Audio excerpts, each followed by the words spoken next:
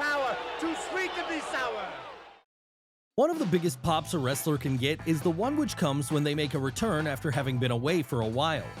Of course, sometimes this can be because of them taking off for an injury, as happened to Triple H in 2002, and sometimes it can be because of that person leaving the company altogether and then coming back at a later date, as was the case with Brock Lesnar in 2012.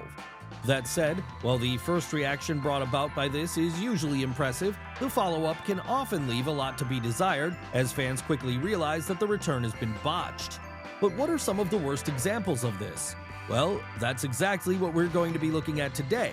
So join us as we take a deep dive into failure to relaunch WWE's worst re-debuts. And if we're going to start anywhere, we feel the best place to do so today would be with the most recent example of this phenomenon happening in Vince McMahon's promotion, and that's the time Asuka returned to an old gimmick in 2023 and then immediately set about losing the big one. But let's rewind a second before we go any further because, for some context, before she was Asuka, Kanaka Yurai was known in her home country as Kana, one of the most feared Joshi performers in the entirety of Japan. And part of the reason she was so feared was because, whenever she put her face paint on and became the murder clown, she transformed into an absolute killer, someone who could destroy anyone in her path. That aspect of her gimmick would change slightly when she made the jump to America in 2015, however, as there, while she would retain her unbeatable aura down in NXT, she wouldn't be quite as violent on account of the company's PG stance. Still though, at least the now rechristened Asuka was still a force to be reckoned with. That was until she moved up to the main roster just 2 years later, of course, and quickly became another face in the crowd. So with the at one point top women's wrestler in the world now struggling to gain any kind of long-term foothold, it was expected that her career was eventually going to slide into nothingness. And that's why her fans were so pleasantly surprised then when, following a brief hiatus, the Osaka native returned at the 2023 Royal Rumble looking a lot like her old Kana self once more. Yes, now decked out in her trademark face paint and with a vicious streak to her again, it seemed as if the murder clown had returned. And this gave everyone hope they were finally going to get to see her final form be unleashed in America, as during the lead-up to WrestleMania 39, she emerged as the new #1 contender to Bianca Belair's Raw Women's title. Unfortunately though, this was where the positives of the re-debut ended, because after a build to the match which basically consisted of Asuka coming out after Bianca's title defenses each week, then freaking her out by spitting up some green goo, she proceeded to head into the showcase of the Immortals and lose. That's right, in her first major match since the return of this once unbeatable side of her persona, the former NXT Women's Champion was made to look like just another disposable challenger of the month for Bianca, making us wonder what the point of the gimmick change was at all. Really though, this one shouldn't be too much of a surprise, because despite the women's division being a strength of his while booking NXT, Triple H has strangely fumbled the ball a little with it ever since taking over creative control of the main roster in the summer of 2022. Not that it fared much better during the worst days of Vince McMahon either, however, as can be clearly seen in the way the infamous Emmalina debut was handled in 2017. Well, we say 2017, but this one really stretches back to the prior year too, as the vignettes for Australian star Emma's new gimmick first began appearing in October of 2016. But why was a gimmick change required at all at this point? Well, after getting over during the early days of NXT as a lovable babyface and chief rival to Paige, Tenille Dashwood had struggled upon moving up to the main roster. Not that this was any fault of hers though. No, the problem was her booking, as her character had been reduced to a pretty one-dimensional girl who dances badly. So feeling like a refresh was needed, in the spring of 2016, management took her off TV and set about coming up with plans for a different gimmick. And in the end, the gimmick which would be decided upon here would be Emmalina, a throwback 90s style diva in the vein of Sable or Sunny, someone who had more focus placed on their looks and their sex appeal rather than their in-ring skills. Unfortunately though, as time went on, it became apparent that the naturally goofy Emma was struggling to become this new persona, and so her debut continually got pushed back as the vignettes hyping her arrival went on for an unreasonably long period of time. Seriously, at a certain point it became a joke that, despite how much WWE told us Emmalina was coming, she clearly wasn't. And that would turn out to be truer than people realized in the end, because when she finally did arrive on the February 13th, 2017 episode of Raw, she immediately announced that she was now going to begin the process of returning to Emma. So, with all this having been for nothing then, fans quickly slated the angle online as being one of the worst in recent memory. And when Emma did return to her old self a couple of months later, she'd be stuck in mid-card hell up until the point she was released from her contract in October of the same year. That said, for as bad as this re-debut was, at least the Australian can rest easy with the knowledge that it still has nothing on our next subject, because when Paul Burchill left his Jack Sparrow-inspired pirate gimmick behind in 2008, he'd be given an all-time bad gimmick to work with when he was portrayed as someone who was a little too close to his sister. Yes, now being accompanied to the ring by his kayfabe sibling, Katie Lee Burchill, Paul would constantly make it clear to everyone watching that the pair had a very tight bond. So tight was this bond, in fact, the insinuation was that they were in an incestuous relationship. Clearly then, it was not a story that went over well with fans. No, the only person who seemed to enjoy it at all was the man who booked it, Vince McMahon.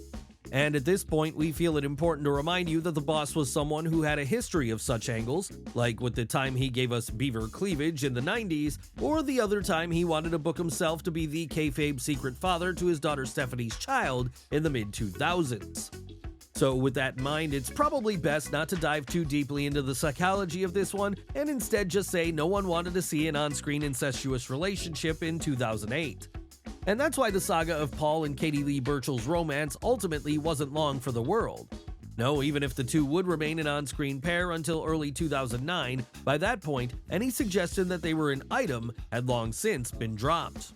It's just unfortunate this couldn't have come sooner though, just as it's unfortunate our next subject couldn't have dropped his failed re-debut gimmick sooner too, as when superstar Billy Graham returned to the WWF in 1982, it was in a very different form than the one people remembered him for. That's right, back in the 70s when he was riding high as WWF champion and top heel in the promotion, Graham was basically the prototype for Hulk Hogan, a tie-dyed shirt-wearing muscle man who wasn't afraid to let everyone around him know that he was the man of the hour, the man with the power, and simply too sweet to be sour. But by the time the early 80s rolled around, the Arizona native felt this gimmick had run its course. And so that's why he requested that upon coming back to New York following a 4-year hiatus, he instead be transformed into a babyface. Sadly for the former champ, however, Vince McMahon Sr. did not see the same vision in such a turn, as he already had a top babyface in then world champion Bob Backlund. So in frustration over this, the superstar agreed to return as a heel, but only under the condition that he would now be a karate master instead. What did this entail? Well, it basically saw him dress in black karate pants and a red gi headband, all while shaving his head and wearing a mustache on top of that. Needless to say then, this gimmick wasn't as popular with fans, and so, pretty quickly, Graham was reduced to putting over Backlund in the rematch between the two, and then sliding down into mid-card irrelevance up until the point he left the company again in April of 1983. Could this disaster have been averted if the former WWF champion was allowed to become a babyface as he wanted to be? Probably, yeah. But at least he wasn't the only former star of the 80s who had to struggle with a failed re-debut later on down the line. Hell, he wasn't even the only former world champion as it happened, because after losing the gold to Hulk Hogan in 1984 and then running out the clock on his first run in New York after that, the Iron Sheik would make a comeback in 1991 as Colonel Mustafa. And what made this one all the worse was that upon his return, Mustafa would be entered straight into a feud with Hogan once again, as he was now being portrayed as one of Sergeant Slaughter's confidants during the god-awful Sarge defects to the other side during the Gulf War angle. Of course, the fact that Sheiky Baby was basically Iranian was also an issue here too, as Iran and Iraq's issues with each other have been well documented. So because of this, the company was unable to acknowledge the fact that Mustafa had once performed in New York as the Iron Sheik and had even been their world champion for a time. And they certainly couldn't acknowledge the historic title change which took place when the Hulkster beat him inside of a packed Madison Square Garden, meaning that whenever the pair shared the ring during the summer of 1991, it appeared to fans who didn't know that Hogan was merely taking on a jobber and not coming face to face with one of his greatest rivals once more. Really then, is it any surprise the Iron Sheik is so notoriously foul-tempered given the fact that he's had to put up with terrible ideas like this over the years? Hell, if we were in his place, we'd probably want to shout "Fuck Hulk Hogan" while we put him in the camel clutch too. But at least that temper of his did lead to one of the greatest Hall of Fame speeches of all time in 2005, so there is that. It's just a shame then that something good couldn't have also come out of the time when, around this same period, Chuck Palumbo was giving us all what we didn't want in the Wish.com version of The Undertaker. "Mom, can we have the American Badass?" "No, honey, we have the American Badass at home." And in 2006, the American Badass at home was Palumbo coming out to the ring on his motorcycle, looking like the very definition of gimmick infringement. Of course, it hadn't always been so dire for him though, as prior to this, the Rhode Island native made something of a name for himself both in WCW as part of one-time tag team champions Palumbo and O'Haire, and then again in WWE as one half of the not-so-ambiguously gay duo Billy and Chuck. Soon after this latter angle ran its course, however, Chuck would leave New York behind for a while in order to return to the Indies.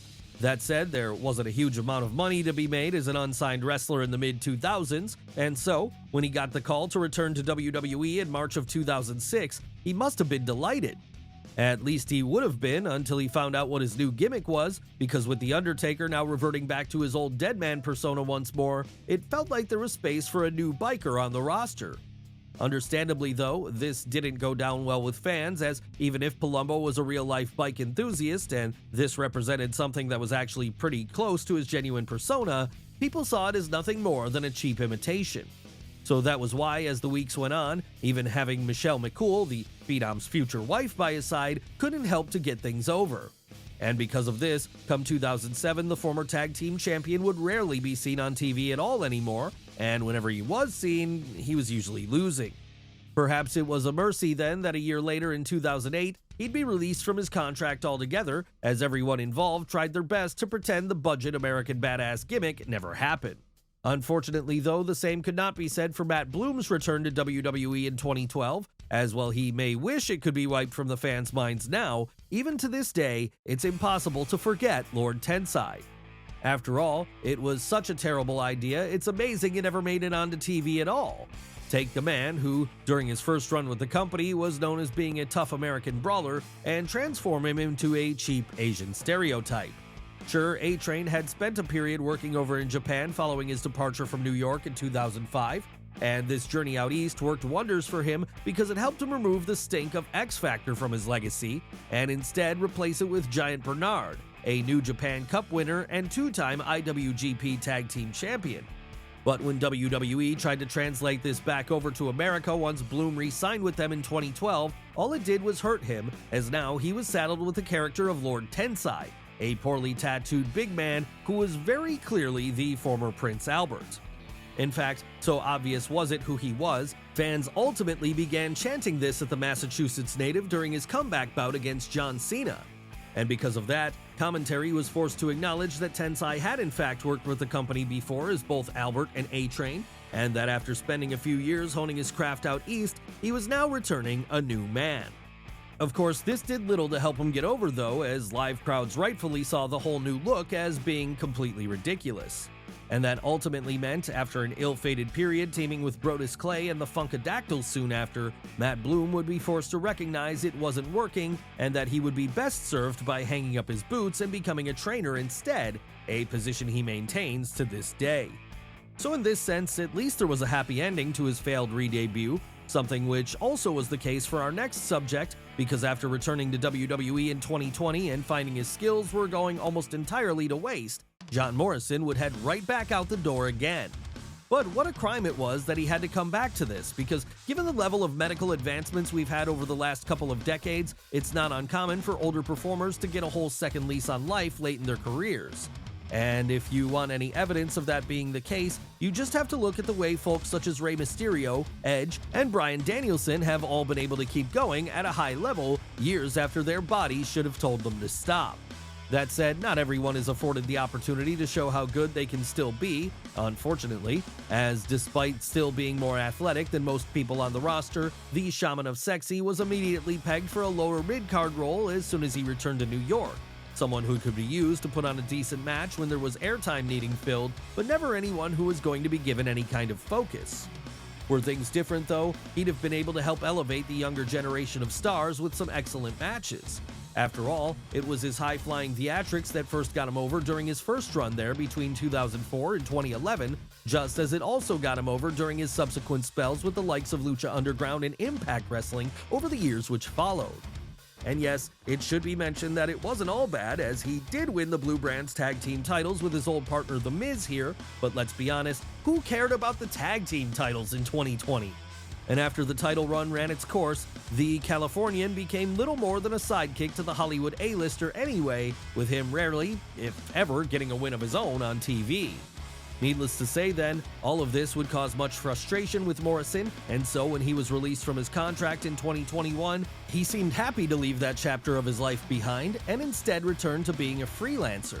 And given the skills he still has, it hasn't been hard for him to find work in the likes of AAA, Major League Wrestling, and even All Elite Wrestling since that point, places where he continues to prove he has a lot more left in the tank. But when it comes to one of his contemporaries, the same skill level has never been there, and so this meant outside of WWE, she's never been in as high demand. And that only made it sting all the more when Eva Marie's second run in New York in 2020 went so poorly. How did it all go so wrong, though? Well, after re-debuting right at the tail end of the Thunderdome era in June of 2021, Marie quickly showed that she hadn't improved at all during her years away. No, if anything, she'd regressed. After all, while she was never a particularly good performer, at least during that initial run between 2013 and 2017, she'd been able to draw some heat from fans with her vapid heel character. Now, however, she was barely even able to get a reaction at all, largely because her gimmick was so out of date post-Women's Revolution that no one was interested in watching it anymore. And with her barely even setting foot in the ring, instead just using her muscle dewdrop to take care of opponents, it didn't leave her with much room to change a fan's opinions with. So it was then that, following a lame duck feud with Alexa Bliss, the former Diva Search winner was written off TV when Shayna Baszler kayfabe injured her. And perhaps predictably, not long after that, she was released from her contract altogether once more, putting an end to one of the limpest returns in WWE history. Maybe she should have taken some notes for our next entry today then, because he always seems to find himself with a prominent role in the industry no matter what. But even if he's seemingly bulletproof, it doesn't mean things always go well for Jeff Jarrett, as was the case when WWF brought him in during 1998 to be the star attraction of their NWA Invasion angle. Yes, even before the WCW debacle in 2001, Vince McMahon was botching Invasion storylines. But to be fair, this one never had any hopes of succeeding, as at the end of the millennium, right when the Attitude Era was kicking into full gear, no one cared about the once mighty governing body of the industry. So in hindsight, it was a pretty stupid decision to have Jim Cornette lead a stable of NWA-affiliated performers into New York, as there was little hope of it ever getting over with audiences. That said, while everyone involved was ultimately hurt by this, no one was hurt more than Jeff Jarrett. And that's because rather than becoming the full-blown top-level star he at points seemed to be on the verge of becoming during his first run in WWF between 1992 and 1996, he was quickly pegged as a mid-carder who could never rise beyond the level of Intercontinental title. Of course, as he would later prove in places such as WCW and TNA though, Jarrett was perfectly capable of being a top guy and even a world champion. It's just a shame that his re-debut in WWF hurt him so badly then, he'd have to settle instead for getting into nowhere feuds with past their prime legends like Barry Windham.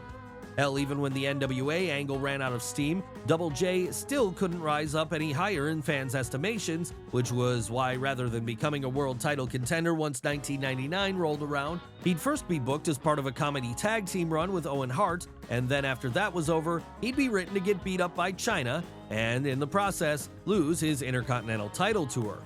Then of course, there was his infamous exit from the company, which saw him be blackballed by Vince McMahon for the next 19 years. But had he been treated with the respect he deserved when he initially was brought in, maybe things would have never reached such a point between the two parties, and we'd instead be talking about Jeff Jarrett's late 90s WWF run far differently. We guess it just goes to show how important something like a reintroduction can be in the long run, as it sets the tone for where things are going to go from there, as can be seen with everyone we've discussed today.